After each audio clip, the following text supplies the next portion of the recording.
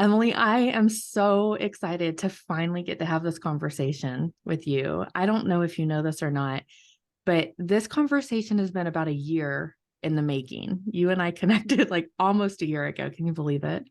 That blows my mind. Like I knew it was early summer and then you said April. I was Yeah, like, oh, okay. That was like a long time ago. Holy cow. it really was. And it really is my fault, and life's fault because everything and anything came flying at me kind of all at once.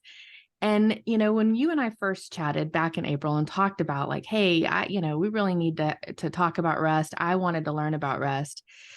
At that point, I knew I needed to know more, but I was not quite as aware of my desperate need to have a better theology of rest until now.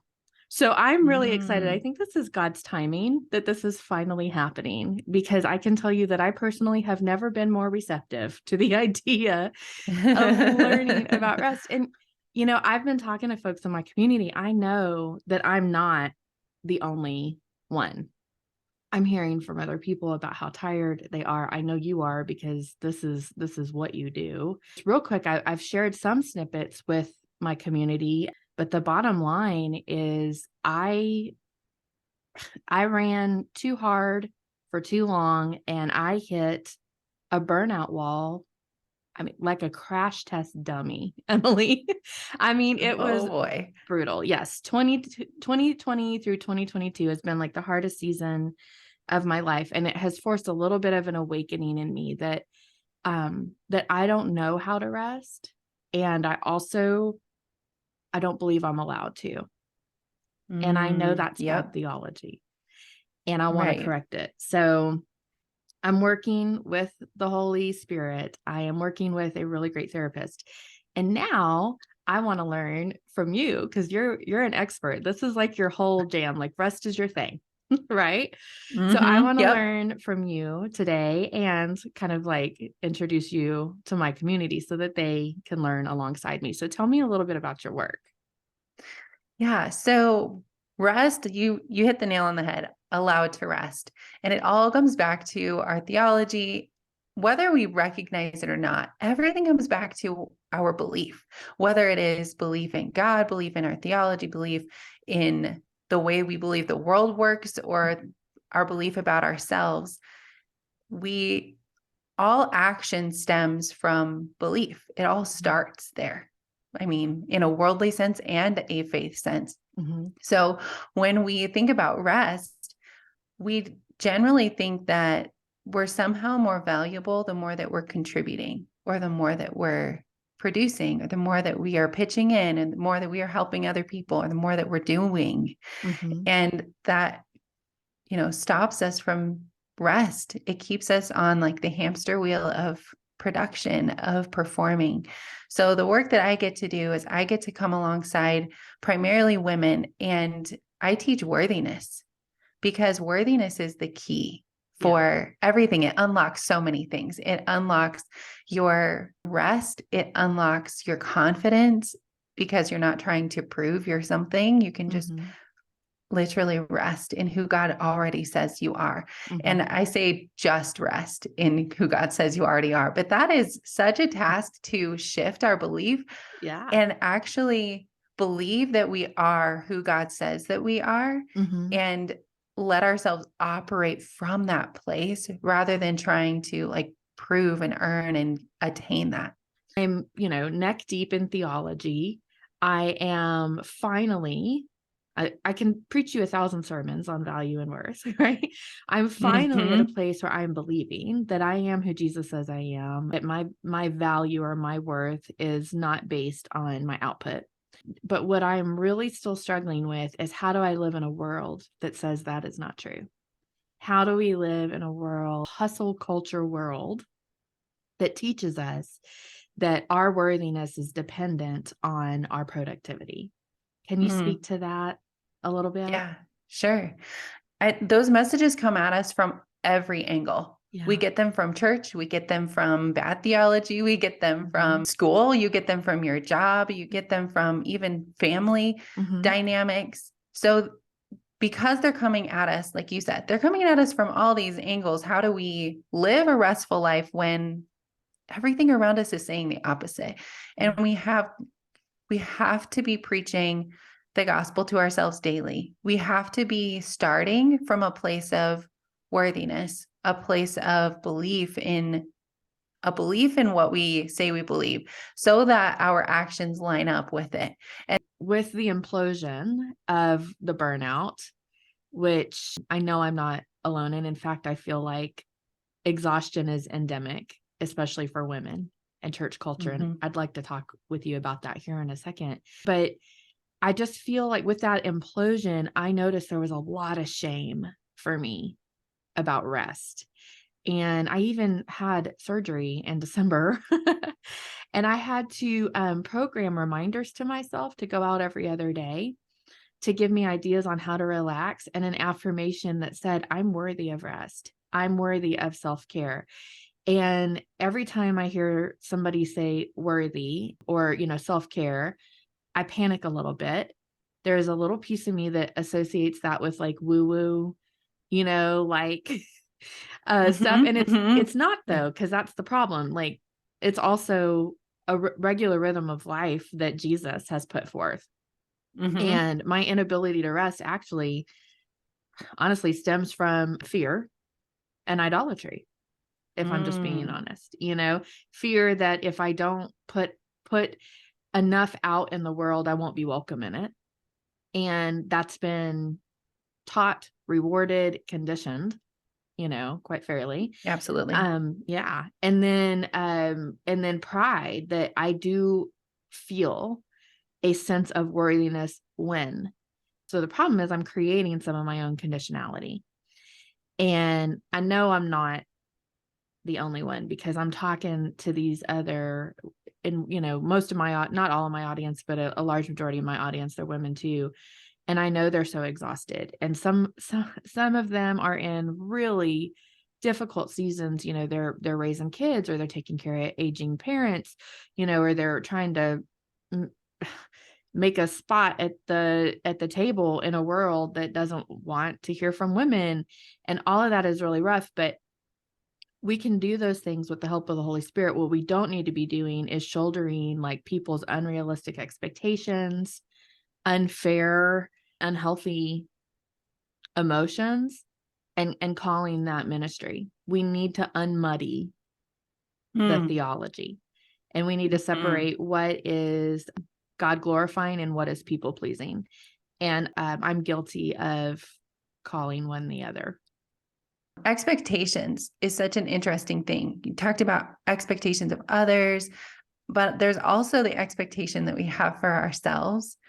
And we have to get to a place where we can extend so much grace to ourselves. And that's what healing is. That's what healing is all about, is learning that self-compassion, learning to feel, learning to let go of so much self-judgment and wishing that we were further along. And you've got tooth and nail to like find these like 15 minutes or whatever for yourself. And you sit down and immediately the mental gymnastics start. Yes. It's like I'm physically resting, but mentally I am not at peace. I am not experiencing rest. It's that you should have, well, did you, or what did you say there? Like, oh yeah, don't forget to do this next. And oh, I can't believe, do you see that? Like I am so notorious for sitting down to play with my kids. And then I organize their toy box. Yeah. And like 10 minutes later, I'm like, what in the world am I doing? Yeah. Like, it's like this, like you said, endemic productivity we think we have to be doing and achieving. And if we can do ourselves a huge favor, we could reframe what productivity really is anyway. Like what actually matters? Is it the relationships around us? Yeah. Is it our relationship with God? Is it our relationship with ourselves? Yeah. So if we can do that, that might be one way that we can shift how we're looking at rest. Is this is actually productive. If you want a breakthrough in your relationship with God, in a problem that you have, rest and play and fun will open up your opportunities and what you think is possible. So it will get you out of a stuck spot anyway. So why do we resist rest when it actually unlocks things and it helps other expectations fall off? I don't know if you do like a word of the year. Are you into that? I am. Okay, so my word of the year is still. And it has to do, and it's a lot of stuff, right? It big time has to do with rest. It also has to do with trust. That be still and know that I am God has to do not with like, oh, just quiet yourself. It's not honestly a very sweet verse so much as it is like a holy reminder of God's like power and might and holiness, and so Mm-hmm. rest also makes room for reverence. And like I said, some of my productivity has to do with idolatry or fear. That am I really trusting God to provide for me in this realm if I don't work myself down to a nub of humanity in order? So, I'm Mm. having to work through again, like some of that like deep seated bad theology that is likely at the root of this. And one of the reasons I was really excited about having this come out in January is because I know so many people set a New Year's resolution, and probably a lot of those resolutions were very production based, production focused. Yep. And Achievement focused. yes. And then here we are, middle to end of January, where we're already tired.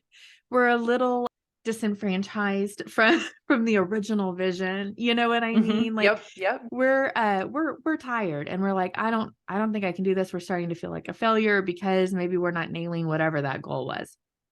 And I wanted this episode to be an invitation to a new way of living. Like you said, a reframing of rest. It's an So, act of faith in that we are trusting that mhm, he does know how the world works best, that he does know what's best for us, that he wants community with us, not mhm, just our productivity. He didn't save us and make us part of his family just for what we could do for him. He right. literally actually loves us. And like that's the worthiness piece, right? Yeah, Where like we are so worthy of love and belonging. Like he's made us worthy. He called us. right. He has chosen us. Like this is so radical that we've been invited into rest. So at the practice of Sabbath, it's God inviting us to rest before the work is done. It's God inviting us into rest when it's inconvenient. It's Mhm, scheduled. It just happens. And then you put your work down and you trust that, he has got you. That work will get done when it needs to get done, and that mhm. you are valuable even when you're not producing. For those of us who are truly terrible at resting, can you offer like maybe 3 practical practices that we can kind of put into place while we're working with God or working with a therapist or working with a coach like you, like to start untangling, the mindset that's behind it all? Right. Yeah. Practical things. I love it. So the first thing I would say is you're probably going to have to let go of some good things, Mm. some really good things, some fun things, some things that used to serve you. And you'll have to practice that no. I remember the first time that well, not the first time, but a time that I didn't get it right. I was so exhausted. Mm. And somebody called whom I respected and asked me to do something. And every fiber of my being was like, just say no, no. But I opened my calendar, I opened my planner, and I had like a 2-hour slot. And I Uh-huh. was like, well, I guess I can. So I have to say yes. And I Yes. just remember feeling so exhausted that I just wanted to sit down and bawl, but I didn't. Mm. You just get up and you go. But I think we all Mhm. know that feeling of like, Mhm. I'm just so done, but Mhm. I don't know how to say no because Mhm. I'm supposed to say yes. Mhm. You're going to have to let go of some things. And that can be scary, but it's beautiful. You can stop doing things or you can delegate them. You might ask for help. You might bring someone else in. You might pay for help, something that lets you literally do less. Number two would be to schedule rest. This Okay. is inconvenient, but it forces us. Maybe it's an hour block on your schedule every day that you are aiming to be not productive. I've started doodling again just because I Mhm. need something that is like not productive. I need something to just sit and be. Whatever rest looks like for you. Maybe it's a walk, maybe it's a nap, maybe it's laying on the floor and just letting your body just decompress. Like Mm, mhm. it doesn't have to look a certain way, but if you can schedule it, maybe it is a full 24 hours, maybe it's 12 hours, maybe it's 4, maybe it's 1, maybe it's 15 minutes, like Yeah. whatever you can do to just like be and remember that you're a human being Yeah. and not a human doing. I think that 3 would Ooh. kind of be enveloped in that last one a little bit of just Okay. finding what works for you. Find what lights you up, what fills your cup. 'Cause it will be different for you than somebody else. And Mhm. that can be a really fun pursuit Okay. to figure out what actually makes you feel lit up and recharged and reconnected. We're relearning how to Absolutely. rest. Yep. Yes. Mhm. So thank you for your time with us today. Like I said, I'm going to link everybody to you through show notes. And I just really appreciate that you would come on here today and teach me more about rest and share all of your knowledge and experience with our community.